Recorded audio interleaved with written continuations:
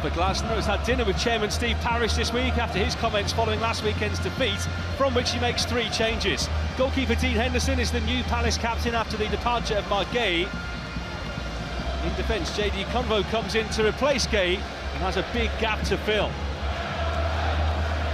Jefferson Lerma moves forward into his natural midfield role. Daniel Munoz also makes a welcome return, having missed nearly 2 months of action due to a knee injury.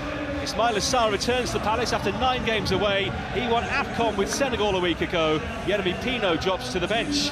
So after not making a substitute at Sunderland due to a lack of options, according to Glasner, things looked a little bit stronger today, with Pino adding potential sparkle later on.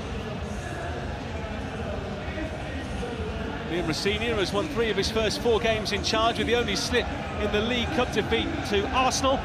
Robert Sanchez was left on the bench for the Champions League on Wednesday, but came on at half-time after Philip Jorgensen's injury. Benoit Badiashile comes into defence to replace the injured Tosin Adarabioyo, who has a hamstring problem.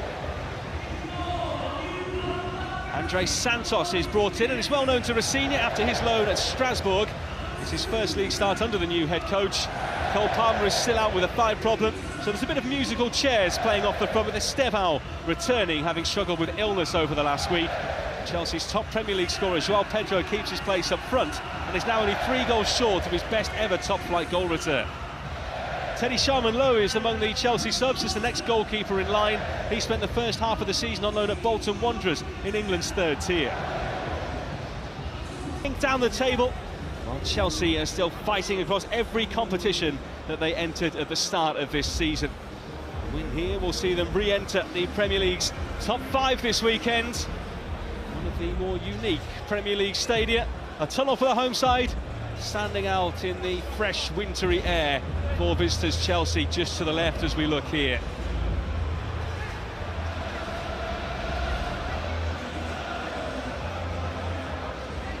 It is a bitterly cold day. The officials waiting for the signal. A fist pump there for the assistant referee Scott Ledger, who's getting himself psyched up for this one. Chelsea with back-to-back clean sheets in the Champions League and against Brentford last week. How will they fare here at Selhurst, where Palace have won just twice so far this season, and it hasn't been the often mentioned tough place to go. A sea of colour and noise and heat here in South London that could really do with warming up after the couple of days we've had here. Stars everywhere you look on the field for this one, as Crystal Palace prepare to take on Chelsea. One of the early starts here in the Premier League this afternoon. Football is set to commence.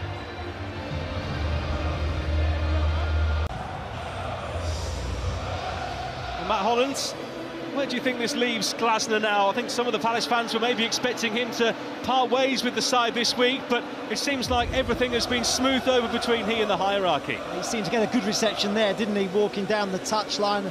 Apparently he's had positive talks with Chairman Steve Parish this week. So hopefully, from his perspective, he'll see it through to the end of the season and try and get Palace up the table.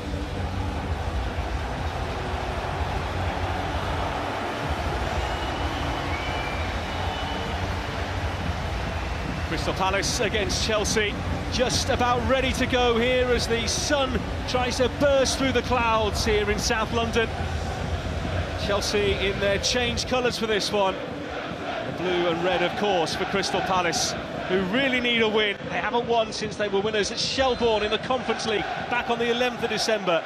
Their last Premier League win came before that, away to Fulham. They could do with more success against West London opposition here. South London against West London. One manager definitely heading out, one still getting their feet under the table. The hosts winless in 10 matches, with an uncertain period left in the transfer window, with rumours swirling around here. Chelsea looking to climb after just the 2nd win in 10 Premier League games last weekend against Brentford. Afternoon, and yeah, what an interesting 10 or so days it has been at Crystal Palace. They lost their captain Mark Gahey to Manchester City. Oliver Glasner announced that he wouldn't be staying at the club beyond summer, and then there's been a lot of speculation about striker Jean-Philippe Mateta. Probably not the best preparation going into this one. I am delighted to say, though, that I'm joined by former Palace striker Glenn Murray. Glenn, firstly, what have you made of what's gone on this week? Yeah, it's not been the ideal week, especially in preparation for this game. Listen, I don't think there's any surprise really that Mark left the football club. It was always a big possibility. And as for Oliver Glasner, again, everyone knew his contract situation. Maybe a little bit of a surprise in the manner that he was delivered.